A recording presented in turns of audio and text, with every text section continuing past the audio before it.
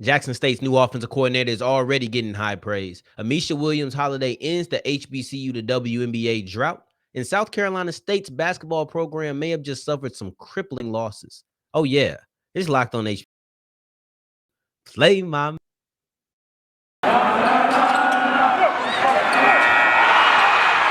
are Locked on HBCU, your daily podcast covering HBCU sports. Part of the Locked On Podcast Network, your team every day.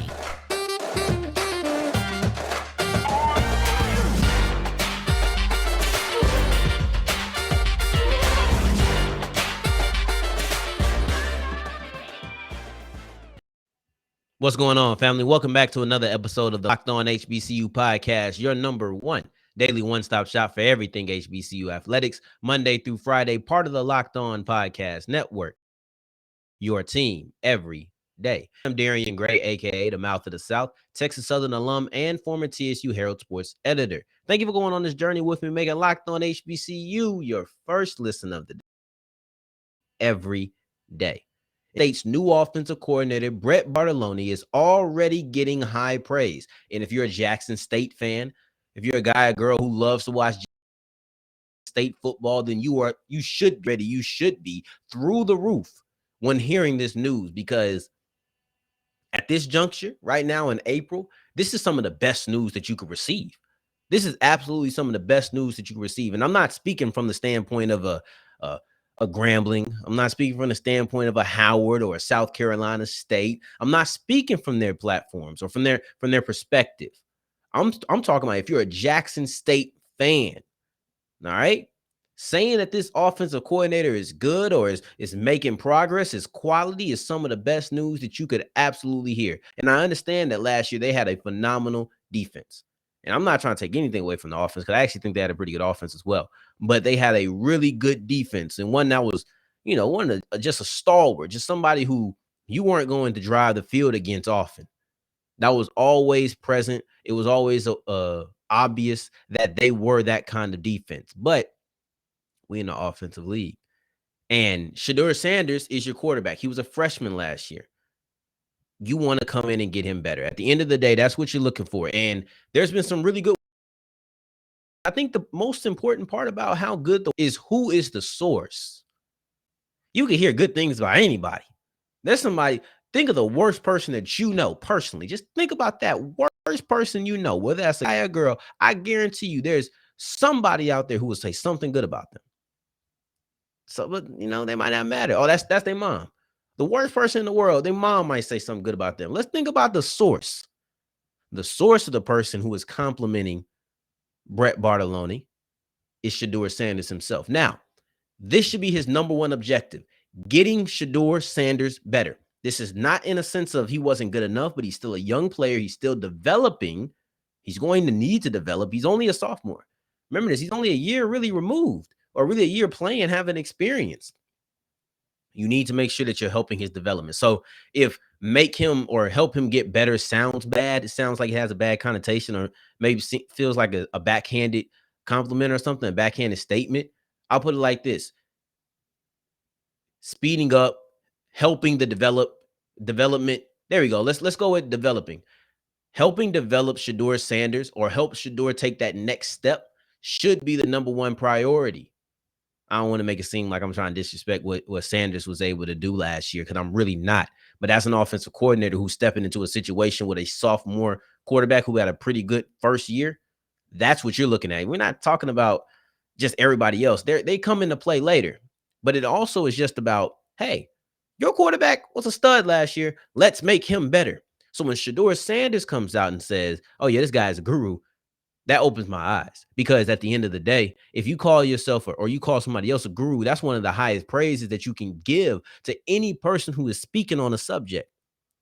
If somebody called me a podcast guru, I'm sitting there like, you know what? I really appreciate you for that. So to call your offensive coordinator an offensive guru, that's significantly high praise. Let's look into some of the other stuff that he said. I want to get the quotes, because the guru is big enough, but I want to see what else he said as well. He said, offensively, this is Shadeur Sanders. Offensively, I feel like there's more knowledge in the room. Bartalone challenges me almost every day to just get better, and just learning from under him and under the tree that he came from. There's a lot of creative things that you can do that each week he installs. I'm really excited for this fall and just to be able to showcase it. And I really don't care how anybody feels about it. This is an offensive game. Just the rules and how everything is shifting. This is an offensive game. I mean, if you don't believe that, you're probably stuck in your ways. You probably don't want it to be this way. That's what it is. It's the reason why I personally feel like offenses should be ahead during spring practices because things favor them. And maybe I'm a little bit jaded by the phenomenal quarterbacks that we have in the NFL, all the rules and how we just seen a rule get passed to where both offenses have to touch the ball in overtime. So maybe I'm jaded by that.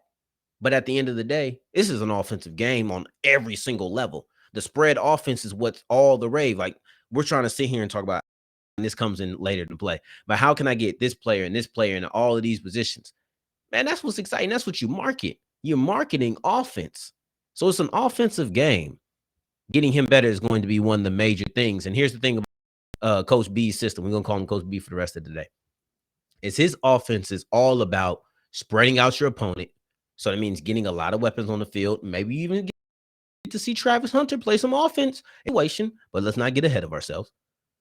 It's all about spreading people out, getting the ball into your receiver's hands quickly, and making easy reads. Now, I've already talked about spreading the players out because now you're going to get more of your athletes, more of your weapons on the field. But getting the ball out quickly, easy reads. Easy reads always going to help a quarterback. Your job is not, I don't care how good the quarterback is, if it's Patrick Mahomes. Your job as a coach is to make things as easy on that quarterback as you can, regardless of how good you think he is. Now, getting the ball out quick, that goes to speak to all of the things that we talked about in the Celebration Bowl where they could not protect Sanders. They just could not. And I really feel like that affected the way his mind was working throughout the game because he was getting rushed almost all the time. And when he wasn't, you could tell he had happy feet because he was used to getting rushed. Now, I want to read a little bit on how Coach B says the system is going to run. And he says we're going to play fast. And I don't just mean that in the sense of we're going to just go up there and snap the ball as fast as humanly possible and be up tempo and all of that. Tempo is great, but in order to be efficient, you got to be great. You got to have great tempo, in my opinion. But playing fast to me means guys are playing confidently. We're going to do the exact same stuff day after day, the exact same concepts day after day. So they build a lot of confidence in that. That makes them play fast.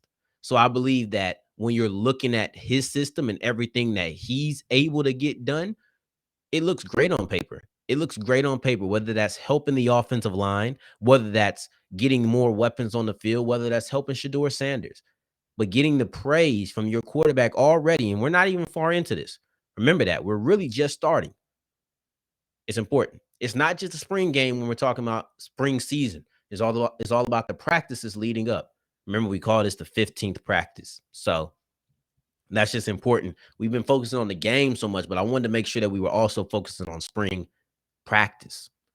Now we're sticking on that Jackson State campus, so stay with me in Jackson, Mississippi. We're going to talk about Ameshya Williams-Holliday and how she out of HBCU players who weren't drafted, or the drought of HBCU players not being drafted into the WNBA draft. But before we get into that, I want to end your drought of Built Bars. Because if you're like me, I absolutely love these things. And I'm like, I have to figure out a way that I can get more. I don't like being without Built Bars. I don't even like being on my last one. It's like my contact pair or my contacts, right? So when I get to my last contacts and they're good for a month, I got to go to the doctor. I got to give me some more because I can't see without my contacts. And that's the same purpose and the same feeling that I get about Built Bars. Of course, I can see without them, but a life without Built Bars ain't worth living, especially not the blueberry muffin, not without the 17 grams of protein, the 4 grams of sugar, the 4 net carbs. I can't do without that. And then it gets more crazy to me when you put the Built Bar Puffs out there. And mind you, the original is covered in chocolate, but then you have chocolate and marshmallows and all those same health benefits. It almost feels unbelievable to me. I still can't wrap my head around it. Sometimes you know something is true, but you just can't understand it. And that's how Built Bars could be so tasty, yet be so healthy. It just doesn't make sense to me. But if you don't want to believe me, then go to Built.com and use the promo code LOCKED15 for 15% off your offer.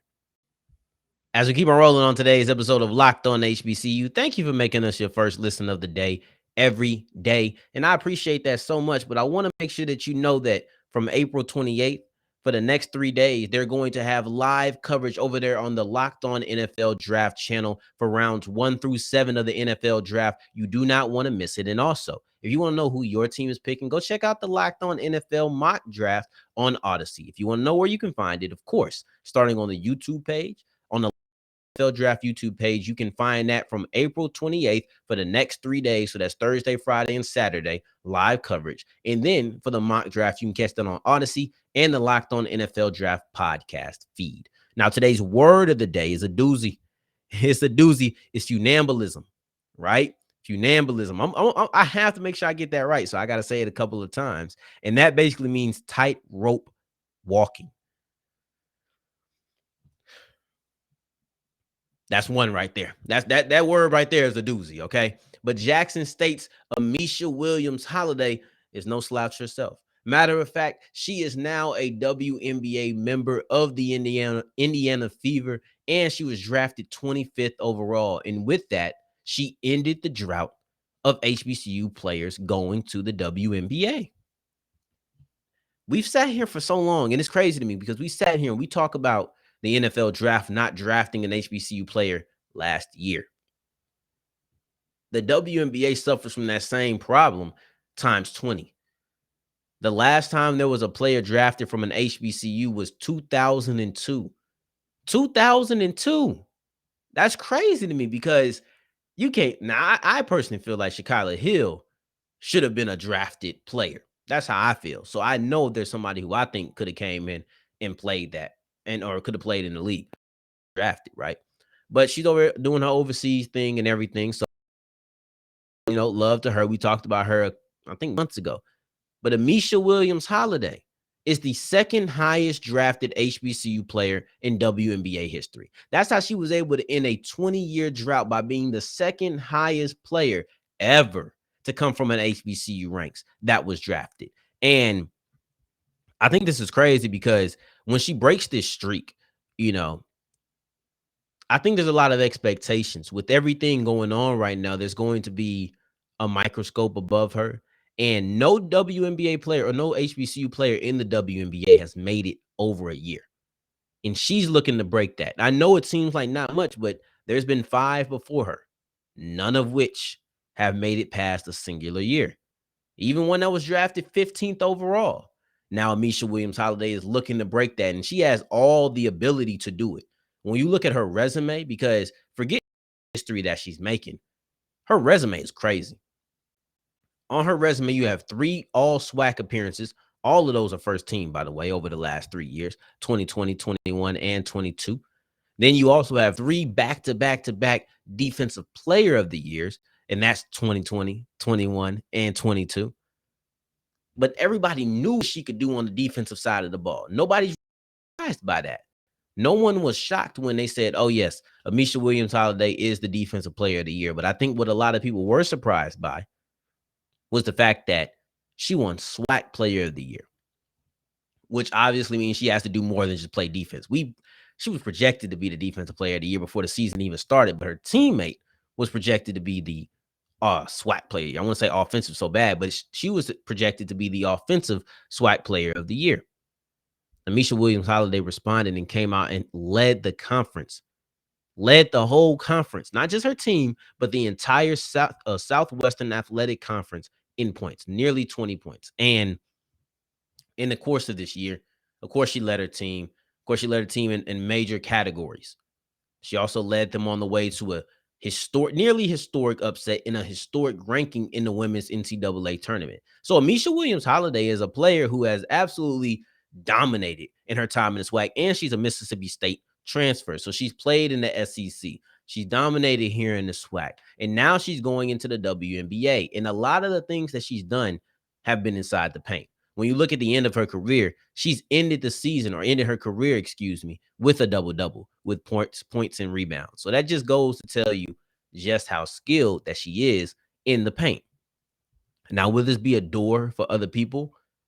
That will be told as time goes on. I can't answer that right now. I'm not quite sure how impactful this will be going into the future. I hope that it will. I definitely hope that it will.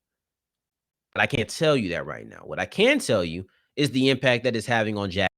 See, Coach Tamika Reed said that Williams-Holliday put them on the map in a sense where people know about Jackson State women's basketball without you even having to say anything to them. Like if I come in and be like, man, I was watching Jackson State women's basketball. Oh, that's the team that nearly knocked off LSU in the first round. Exactly. Things of that nature. Not me having to walk up and you saying, hey, you heard of Jackson State women's basketball. They almost knocked off LSU in the first round of the NCAA tournament.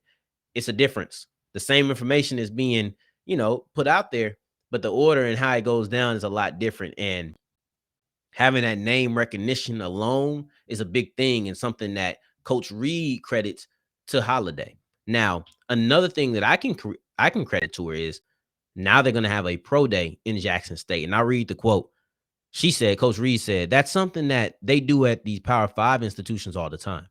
So now we want to bring that to Jackson State's campus. Amisha afforded us the opportunity to do that. So just continuing to get exposure. They see the skill development at our level. They see that we are teaching our players. They see that we are developing our players. They see what we do more than just throw a ball up and play basketball.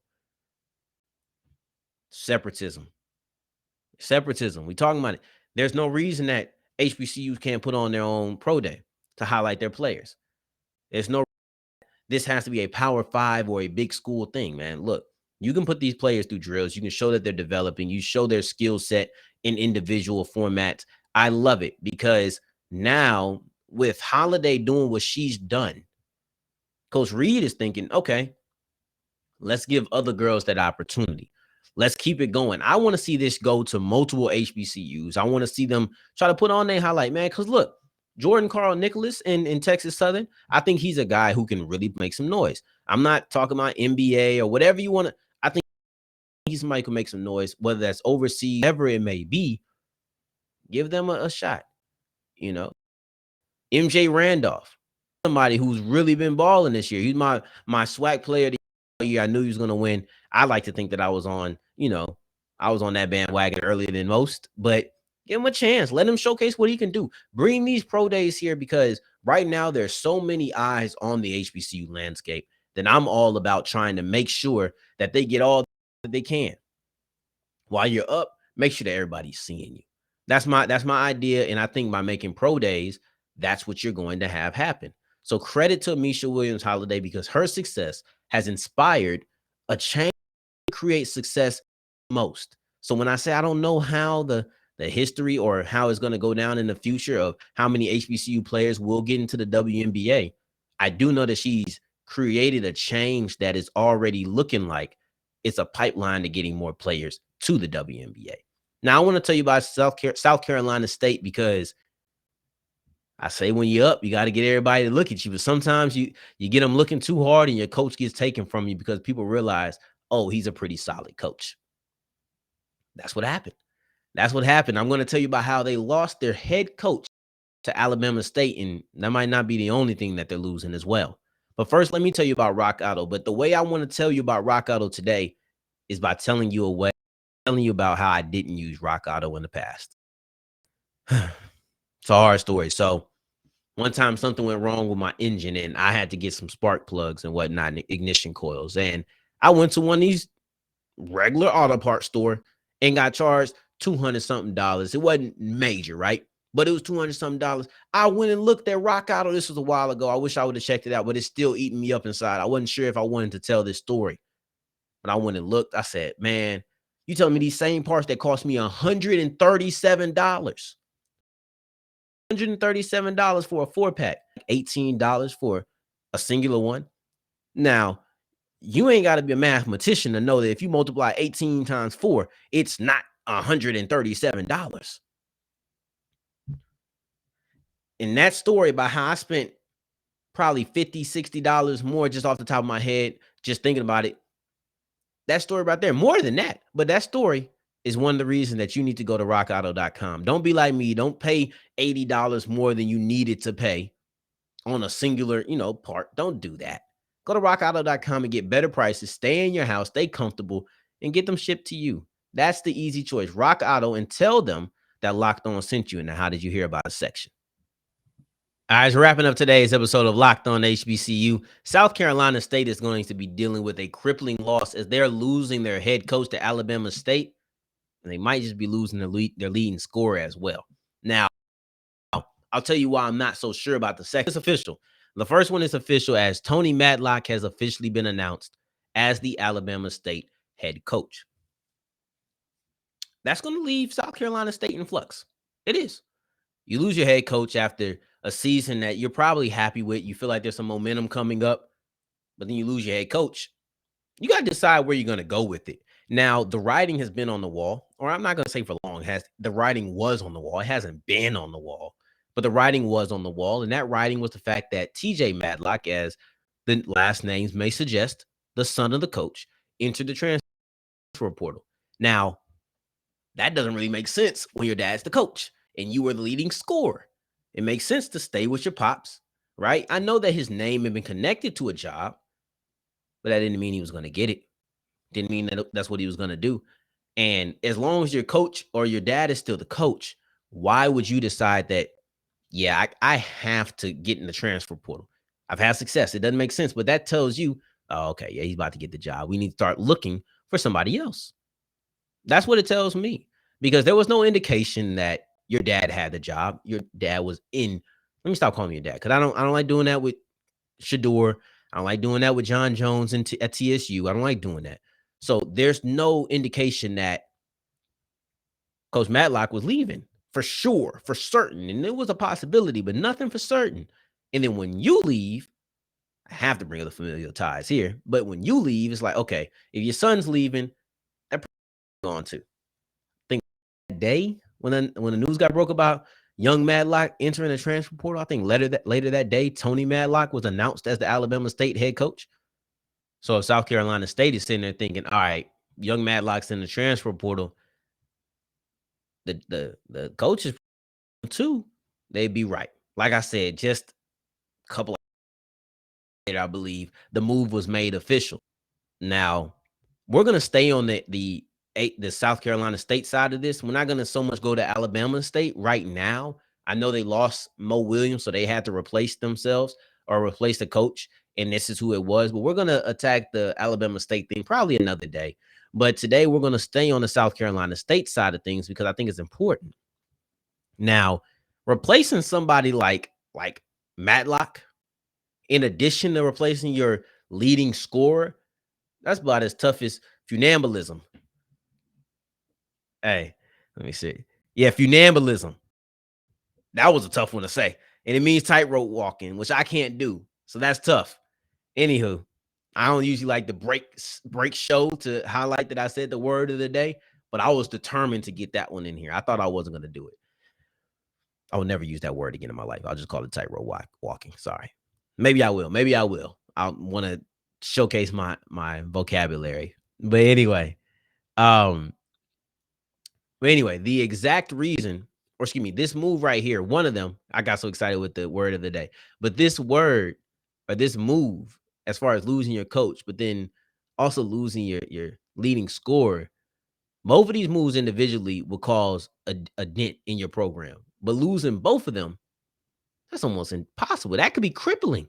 And I don't say this lightly. I really do not say this lightly. I don't try to use hyperbole. I mean this wholeheartedly.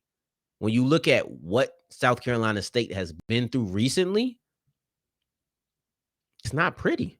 It's not pretty. The reason that Madlock was hired by Alabama State is the exact reason this could be a crippling move for South Carolina State. He turned this program around that was in a dark, dark place. I mean, it did not look like there was much optimism around. He turned them around with a snap of finger. Remember, he's only been there for a year. He was only there for a singular year. So there's no real momentum. There's no real trend of success. It's a singular year led by a man who is not there anymore. Now, we'll see how that impacts recruiting. I know his class, I think his recruiting class, he hadn't even announced it. So that could still impact recruiting. You might see more of those guys who are going to South Carolina State saying, all right, we're going to go to Alabama State now. It can impact you in so many ways. And let's not leave it at just the coach, because TJ Madlock is a freshman and he came out there and he was the leading scorer. But more than just being a scoring machine, he was also the leader in steals, the leader in assists, top 5 in rebounds, top 5 in 3-point shooting, top 10 in scoring conference. There's so much that he did, and his impact on the team was substantial. So that his departure and the dent that he's going to produce by leaving will also be just as substantial. It's a tough situation. All right. It's a very tough situation to replace 2 figures of this caliber, but I don't want to just end it negatively. I don't want to do that. Also, there's a safe assumption that TJ will be in Alabama State. I don't want to end it there. I want to talk about why there's a reason for optimism. And the reason for optimism is the fact that everybody's young on this team. And they were there. All the players here, except for 2, are sophomores or younger, whether that's redshirt or not. They're sophomores or younger, meaning they have 2 more years of eligibility. So if there's anybody to create, now this depends on the coach, because you could come in and get a fantastic coach and do the same thing that Madlock did with a greater foundation and less room to travel. But the coach yet. So I'm going to say as right now and what we have, these players and the fact that they're all sophomores and younger for the most part, and all the main contributors are sophomores and younger, they're the optimism that you want when saying, why can we keep this going? That's why. Because everybody's young, they'll be returning a lot of people as long as people don't start going crazy in the transfer portal, deciding to leave. They'll be returning a lot of parts of their team that made them successful. There you go. That's your optimism. It's the returning players that should make you optimistic. And I hope that you are also going to be returning to Locked On HBCU, making us your first listen of the day every day. And you know, for tomorrow, we're going to have our top 10 Thursday. So Gerald Huggins is going to be coming down our top 10, or excuse me, our number 3 player on our top 10 list. We're getting into the big 3 now. It's almost time for the draft. Speaking of which, for your second listen, make Locked On NFL Draft your second listen of the day. Eric Crocker, former NFL and AFL cornerback, and Ryan Tracy breaking down everything that you need for the big event, rounds 1 through 7. Get ready for that live coverage that we were talking about earlier today. And in the meantime, in between time, if you want to talk to me, you can find me on Twitter at South Exclusives. Until the next time that we hear each other, family, take care, stay blessed.